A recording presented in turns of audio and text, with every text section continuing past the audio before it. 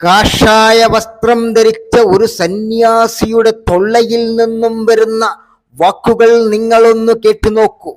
ആരും ഒന്ന് നെട്ടിപ്പോകും. ഞാൻ ഒരു പ്രാവശ്യം നെട്ടി, ഇനി നിങ്ങൾ നെട്ടിക്കോളി. കേട്ടു നോക്കൂ. മസ്ജിദുകൾ പ്രാർത്ഥനാലയങ്ങളാണ്.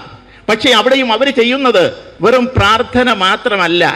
നാളെ ആർക്ക് വോട്ട് കൊടുക്കണം എന്നുള്ള പ്രഖ്യാപനവും അവിടെയുണ്ട്.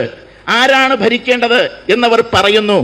നമ്മുടെ കൂട്ടത്തിലുള്ളവർ IAS-കാരാകണം, IPS-കാരാകണം. അതിന് നമുക്ക് നമ്മുടെ മതത്തിന്റെ പേരിൽ ഇൻസ്റ്റിറ്റ്യൂട്ടുകൾ ഉണ്ടാകണം, IAS കോച്ചിങ് ഇൻസ്റ്റിറ്റ്യൂട്ടുകൾ ഉണ്ടാകണം. എന്തിന്? നമ്മുടെ ആളുകൾ ഇല്ലാത്ത ഒരു സ്ഥലങ്ങളും ഉണ്ടാകരുത്. മന്ത്രി കസേരകൾ കൊണ്ട് നമ്മുടെ ആളുകൾ നിറയ്ക്കണം അല്ലേ? പാർലമെന്റിൽ നമ്മുടെ ആളുകൾ നിറയണം. കോടതികളിൽ നമുക്ക് വേണ്ടി വിധി പറയുന്ന ജഡ്ജിമാരുണ്ടാകണം. അവിടെയാണ് മതമാണ് മതമാണ് മതമാണ് എന്ന് പറയുവാനുള്ള വികാരം കുത്തിവെക്കുന്ന ഇവിടുത്തെ പൊളിറ്റിക്കൽ ഇസ്ലാമിന്റെ തന്ത്രം. എന്റെ പൊന്നാര സന്യാസി സ്വാമിജി, താങ്കൾ ഈ പറഞ്ഞ സ്ഥലങ്ങളിലെല്ലാം എവിടെയൊക്കെയാണ് മുസ്ലിങ്ങൾ ജോലി ചെയ്യുന്നത്, അല്ലെങ്കിൽ ഉദ്യോഗസ്ഥന്മാരായിട്ട് ഇരിക്കുന്ന ഒന്ന് കാണിച്ചു തരാമോ, പറഞ്ഞു തരാമോ പൊന്നാര സന്യാസി? ഉളുപ്പുണ്ടോടോ സന്യാസി? ഈ കാഷായ വസ്ത്രവും ധരിച്ചുകൊണ്ട് ഇതുപോലെ വർഗീയതയും കുത്തിത്തിരിപ്പും പരദൂഷണം പറഞ്ഞുകൊണ്ട് നടക്കാൻ തനിക്ക് ഉളുപ്പുണ്ടോടോ സന്യാസി?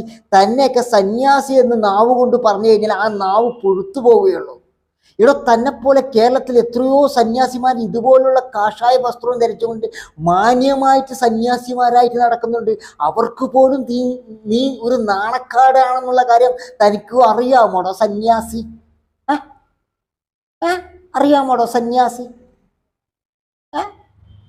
എടാ, ആത്മീയുടെ വഴി കൂടെ പോവാതെ ചാണകത്തിലും സംഖ്യയിലും ഷൂ നക്കാൻ പോയാൽ തന്നെ പോലുള്ള സന്യാസിമാരുടെ തലയിൽ ഇതുപോലുള്ള വർഗീയതയെ വരുള്ളൂ. അത് തനിക്ക് അറിയില്ലേ സന്യാസി? എത്ര മുസ്ലിങ്ങളോടോ, ഏതെല്ലാം മുസ്ലിങ്ങളോടോ ഇതുപോലുള്ള ഉദ്യോഗസ്ഥ സ്ഥലങ്ങളിൽ ഉള്ളത് ഒന്ന് പറഞ്ഞതാ സന്യാസി. പൊന്നാര പൂമോന സന്യാസി, ഇതുപോലെ വർഗീയതയും പറഞ്ഞ് കാവ്യ വസ്ത്രം ഇട്ടുകൊണ്ട് സന്യാസികളുടെ വില കളയാനായിട്ട് ഒരു പരട്ട സന്യാസി ഇറങ്ങിയിരിക്കുന്നു.